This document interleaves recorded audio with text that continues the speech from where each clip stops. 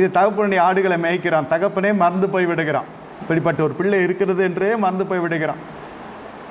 அவனுடைய சகோதரன் சொல்லுகிறான், அந்த கொஞ்சம் ஆடுகள் என்று அதுக்கு பதிவு எழுதப்பட்டிருக்கிறது. கொஞ்சம் ஆடுகளை யார் வசத்தில் விட்டு வந்தாய்? இப்போ கொஞ்சம் ஆடு தான், எல்லாம் கொஞ்சம் கொஞ்சம் கொஞ்சம். சகோதரர்களெல்லாம் பார்த்தா அரசாங்கத்தில் வேலை செய்கிறாங்க, சவுலுக்கு நெருங்கி காணப்படுகிறாங்க.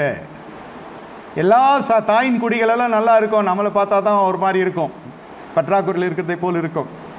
ஆனால் கர்த்தராகி ஆண்டவர் சொல்லுகிறார், உன்னை நான் அதிசயங்களை காண செய்ய போகிறேன், உன்னை நான் அதிபதிகளுக்கு முன்னே கொண்டு போய் நிறுத்த போகிறேன். அவன்லாம் ஒரு வேலைக்காரன், அவன்லாம் மாத சம்பளக்காரன், அவன்லாம் ஒரு கூலி படையை சேர்ந்தவனை போல என்ன மாத கூலியில் வேலை செய்து கொண்டிருக்கிறான். ஆனால் நீ அப்படி அல்ல, நான் உனக்கு பரம எஜமான. என்ன அந்த எஜமான இடத்துலேருந்தே நீங்கள் வாங்கி புசிக்க கற்றுக்கொண்டிருக்கிறீர்கள். வனாந்தத்தில் இருக்கிற ஜனங்க நல்லா தெரிந்து கொள்ளுங்க, தேவனை முகமுகமாய் தரிசிக்கிற ஜனங்க. இந்த வனாந்திரம் உன்னை உருவாக்குறதுக்கு தானே தவிர அழிப்பதற்கு